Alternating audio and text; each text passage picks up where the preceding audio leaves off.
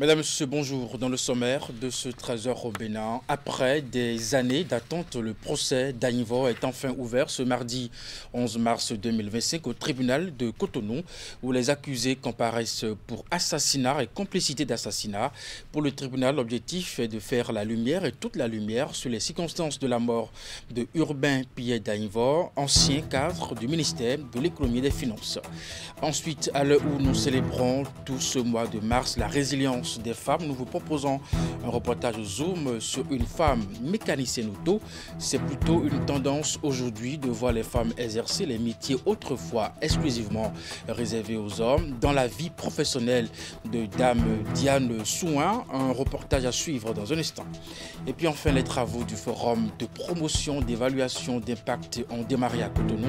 Les parties prenantes réfléchissent ensemble à l'institutionnalisation de cet outil destiné à mesurer l'impact des actions et politiques publiques.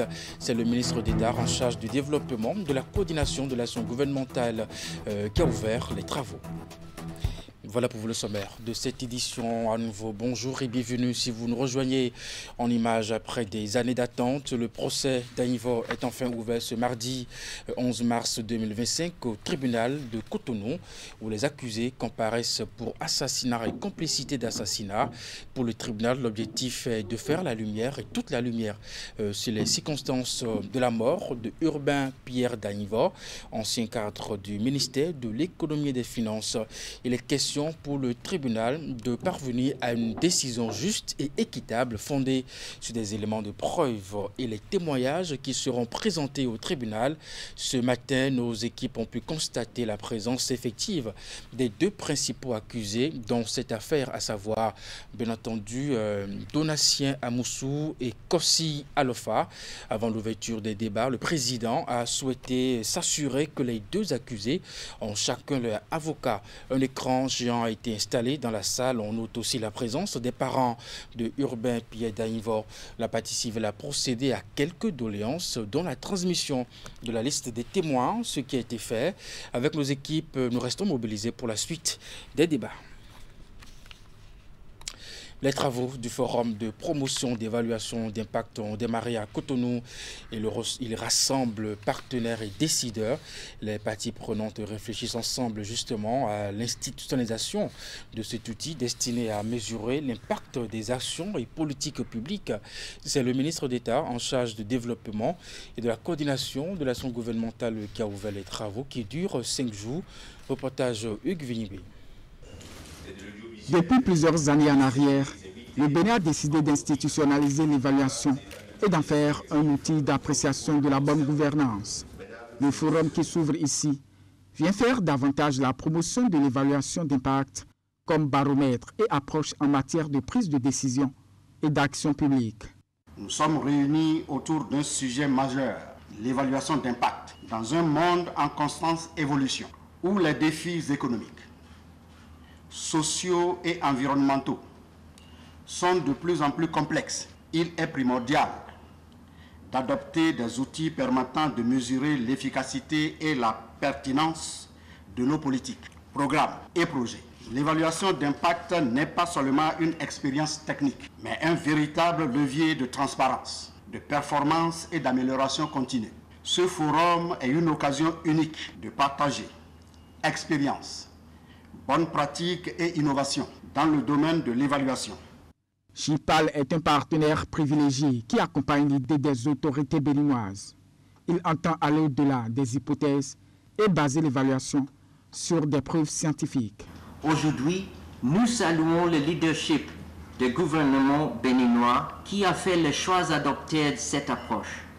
Votre engagement envers des politiques fondées sur des preuves scientifiques représente non seulement une bonne gouvernance, mais aussi une reconnaissance de la dignité et du potentiel de chaque citoyen béninois. Ce forum, mesdames, messieurs, marque donc une étape charnière dans l'institutionnalisation de l'évaluation dans notre pays.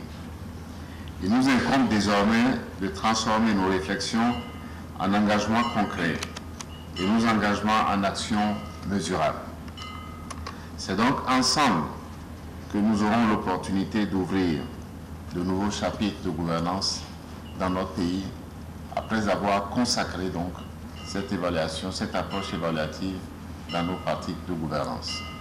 Le forum couvre toute la semaine et rassemble des chercheurs, des experts et décideurs, de même que des acteurs de terrain engagés dans la mise en œuvre des politiques basées sur des données probantes et des résultats concrets. À l'image de plusieurs autres communes, les femmes amazones de Soava ont commémoré la Journée internationale des droits de la femme. Un moment de reconnaissance de leur bravoure et surtout de leur soutien aux actions de développement qui s'opèrent dans la localité. À cette occasion, elles ont réfléchi sur le thème principal de cette année pour toutes les femmes et les filles. Droit, égalité et puis autonomisation. Teddy Goudalo pour les détails. Grande mobilisation des braves femmes de la commune de Soava. Elles célèbrent ici la Journée internationale des droits des femmes, édition 2025. Derrière celle-ci, une kyrielle de personnalités de la circonscription électorale, placée sous le thème « Pour toutes les femmes et les filles, droit, égalité et autonomisation », les communications sont bien orientées. Convaincus que les droits des femmes sont des droits de l'homme, alors nous lançons un appel vibrant aux hommes à soutenir les devoirs qui concernent les femmes de la cité. Nous devons vraiment saisir ces genres d'opportunités pour penser, réfléchir sur notre vie, sur notre avenir. Qu'est-ce que c'est que la femme? Comment soutenir à ses besoins? Aux côtés de ces femmes, une délégation de l'Union progressiste Le Renouveau venue reconnaître les mérites de ces femmes. Elles ont réitéré leur engagement pour continuer le combat à leur côté. L'Union progressiste ne peut être reconnaissant pour ces femmes-là parce que c'est des braves femmes qui sont toujours là pour nous. Et le meilleur score obtenu dans la 6e circonscription se trouve à Toava. Nous vous témoignons notre soutien et par la même occasion, nous vous disons que les réformes au niveau des formations politiques aujourd'hui, c'est les réformes de développement. De cette célébration, le groupement des femmes amazones de Soava est né pour lutter efficacement contre la marginalisation, l'ignorance et bien d'autres causes en leur faveur. Chères femmes de Soava, chères mamans, chères sœurs, je tiens à rendre un hommage spécial à l'association des femmes amazones de Soava, un creuset de solidarité et d'engagement qui est né pour l'épanouissement des femmes de notre commune. Pour mieux matérialiser la reconnaissance des efforts de ces femmes, le maire de la localité, Oussou André Todje, a décerné une attestation aux femmes les plus méritantes. L'édition prochaine de la commémoration de la Journée internationale des droits de la femme s'annonce déjà plus intéressante. Plusieurs innovations sont annoncées. Je vois que la police républicaine et le projet Enabel ont célébré aussi la Journée internationale des droits des femmes à travers une marche suivie d'une séance de travail dans un hôtel à Parakou. Cette initiative vise à lever les barrières entourant la fonction policière et à sensibiliser les fonctionnaires de police aux stratégies permettant de garantir les droits des femmes dans l'exercice de leurs fonctions. L'événement s'est déroulé bien entendu en présence des responsables du projet Enabel et des autorités policières dans le département du Bogou, Epiphane Tchabi et Franck Degla. Cette marche initiée par la police républicaine et soutenue par Enabel à travers le projet d'appui à l'opérationnalisation de la police républicaine s'inscrit dans le cadre de la célébration de la Journée internationale des droits des femmes. De façon spécifique, la police républicaine et le projet Enabel entendent créer une dynamique collective autour de la fonction policière. Notre présence ici ce jour, 8 mars 2025, s'inscrit dans le cadre de cette célébration qui est une occasion majeure de sensibilisation et de plaidoyer pour l'égalité des sexes et l'autonomisation des femmes dans le monde et en particulier au sein de la fonction policière. Le thème mondial de cette année, pour toutes les femmes et les filles, droit, égalité et autonomisation, revêt une importance capitale pour le secteur de la sécurité.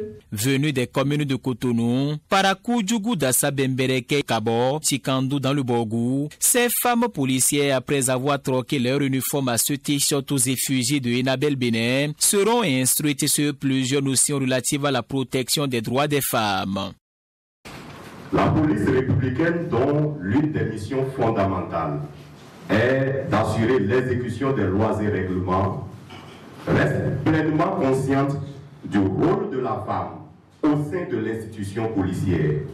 Et c'est à ce titre qu'au nom du directeur départemental de la police républicaine, je voudrais vous dire combien de fois notre institution est fière de nos femmes policières. Je voudrais vous rappeler ces luttes que les femmes ont menées au niveau des États-Unis. Dans les pays européens, les femmes se sont battues, se sont sacrifiées. Les femmes sont allées même jusqu'à observer des mouvements de grève. Lever les barrières qui freinent la féminisation de la fonction policière au Bénin à travers des propositions issues des travaux de groupe entre participants, c'est l'un des principaux objectifs poursuivis à travers cette initiative. Et puis à l'heure où nous célébrons tout ce mois de mars la résilience des femmes, nous vous proposons un reportage Zoom sur une femme mécanicienne auto. C'est plutôt une tendance aujourd'hui de voir les femmes exercer les métiers autrefois dédiés ou réservés aux hommes. Dans la vie professionnelle de Dame Diane Souin, c'est un reportage de Oulette Sanoussi. C'est un métier destiné aux hommes, mais exercé ici par une femme. Elle a nom Diane Souin et s'est spécialisée en mécanique auto, un métier dont elle est passionnée depuis son jeune âge.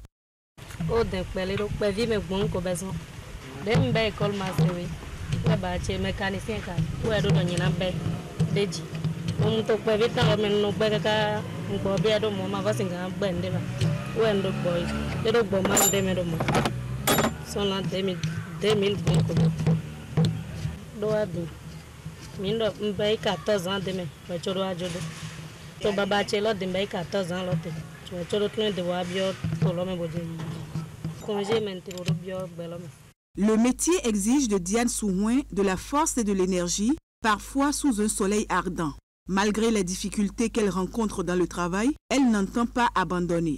Nous avons monté pour nous tiens en coplo mam son quoi di maison ni tabi ba ma fano bia o nam do no se au fies abedo pode len nothing but a je lo ko 9 to club a to a o ve mo bona ta me gba ko na lo anya o ve ka bo na ko ka bon ti wi bon mo do no godo de na de.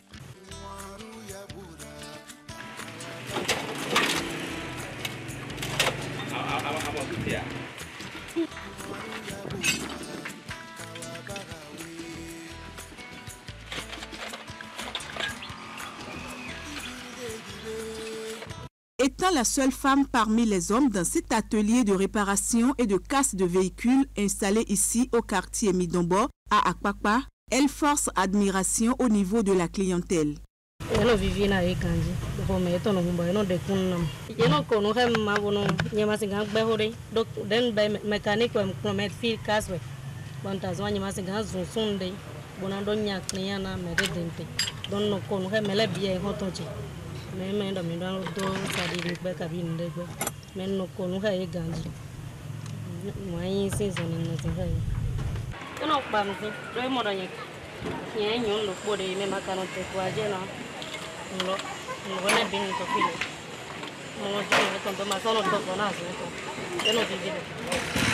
Aujourd'hui, femme au foyer, Diane Souin n'a pas pu obtenir son diplôme de fin de formation auprès de son père.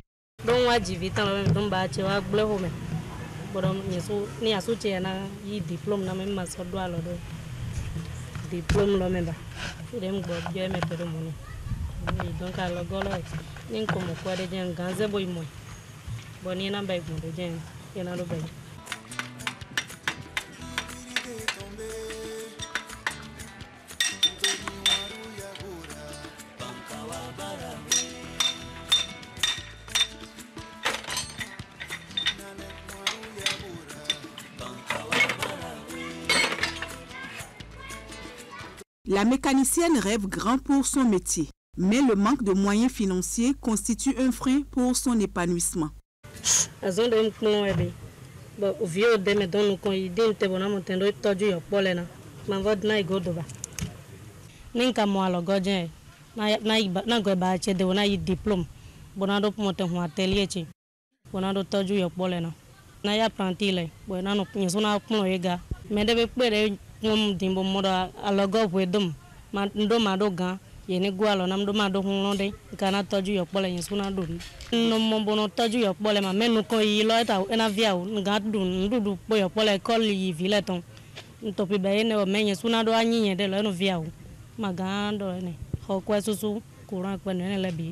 Spécialisée en mécanique auto, Diane Souhouin espère que de meilleurs jours s'offriront à elle grâce aux bonnes volontés. En attendant que son projet ne se concrétise, elle s'occupe de son travail pour lequel elle consacre la majeure partie de son temps. On parle religion à présent. Le carême chrétien a démarré il y a quelques jours après le jeûne musulman, ce qui marque au niveau des deux religions un moment de prière et de pénitence. Même si les prescriptions se ressemblent dans les deux cas, certaines différences sont tout de même à noter. Dans cet élément que nous présente Esther Tofa, nous vous proposons un regard croisé sur le carême chrétien et le jeûne musulman. Que nous, les prophètes, nous sommes même pères, mères différents. Qu'est-ce que cela veut dire? C'est-à-dire, notre religion est un. Une seule religion, Dieu.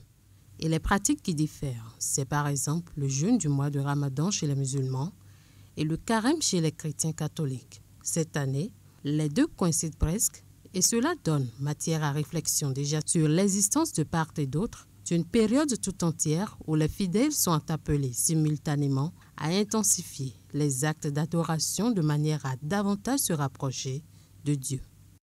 Et cette période nous permet d'être beaucoup plus proches de ce que le Seigneur attend de nous.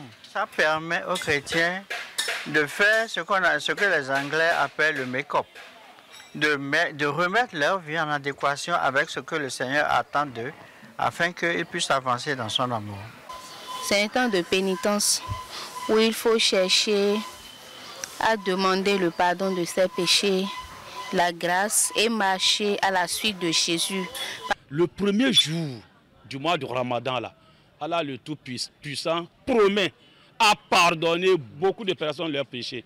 Donc par exemple, si on pardonne 1000 personnes leurs péchés le premier jour, deuxième jour c'est 2000, troisième jour c'est 3000, jusqu'à le mois va finir. C'est un ça. Et encore, c'est le mois où les prières exaucent beaucoup. Carême au Ramadan, la finalité semble la même. Les deux plongent les fidèles dans une période de pénitence, de prière intense et de partage. C'est en termes de faire tout simplement ce que le Seigneur nous demande de faire. J'avais faim, tu m'as donné à manger. J'avais soif, tu m'as donné à boire. J'étais en prison, tu es venu me visiter. Chaque fois que vous l'aurez fait à l'un de ces plus petits, qui sont mes frères, c'est à moi que vous l'avez fait. Et donc, en faisant ces petites choses-là, on montre à ceux qui sont dans le besoin qu'on est dans la même situation qu'eux. Et qu'on est solidaire de ce qu'ils vivent. On nous a prescrit le mois de Ramadan pour qu'il a eu pitié des pauvres pour les assister à quoi subvenir à leurs besoins. C'est pourquoi vous voyez qu'il a du partage. Le mois là, il a beaucoup de partage. Tu vas voir quelqu'un qui détient des oranges, il partage avec les autres. Mais le professeur a seulement dit qui donne à manger ou à boire aux jeûneurs, il mérite les mêmes récompenses que le jeûneur. Donc c'est-à-dire, tu donnes n'importe quelle boisson, pas alcoolique, la nourriture que les musulmans consomment, et la personne va faire la rupture avec. Sache que tu as les mêmes bénédictions que lui, mais on ne diminue pas pour lui. Bien entendu, tout n'est pas que similarité et ressemblance. On note en effet quelques particularités ça et là. C'est déjà sur la durée de la période. Elle est de 40 jours pour les uns et 30 jours pour les autres. Donc, chez nous maintenant, c'est 30 jours, en commençant de l'aube jusqu'à coucher du soleil. On ne peut pas parler de mois de carême, puisque le carême chez les chrétiens catholiques, ça fait 40 jours. Et donc, c'est 40 jours de jeûne et de pénitence. C'est pour ça qu'on appelle carême quadragesima. 40 jours de jeûne et de pénitence. Ensuite, jeûner peut ne pas signifier exactement la même chose selon que l'on soit chrétien ou musulman. Bon, le jeûne, pour les catholiques, il y a plusieurs manières de jeûner. Ce n'est pas seulement ne pas manger. Pour nous, le jeûne, c'est un temps de privation. C'est un temps de privation. Je peux être en train de manger et il y a certaines choses que je vais priver. Le plaisir, faire des mortifications. Pour moi, c'est ça, le jeûne. Le carême chez le catholique, c'est le temps de préparation à la rencontre du Seigneur même, qui actuellement est en temps de souffrance pour nous. Les souffrances par rapport à nos péchés. C'est le seul qui est venu dans le monde pour nous sauver. Et le carême pour nous, c'est le temps où nous préparons pour le rencontrer, pour avoir une vie d'amour, une vie de communion. Non seulement avec ça, c'est l'unité avec le Seigneur, c'est le temps de la purification. Ce n'est pas que Dieu veut faire mal aux musulmans du fait de rester à jeûner du matin jusqu'au soir. Il a dit,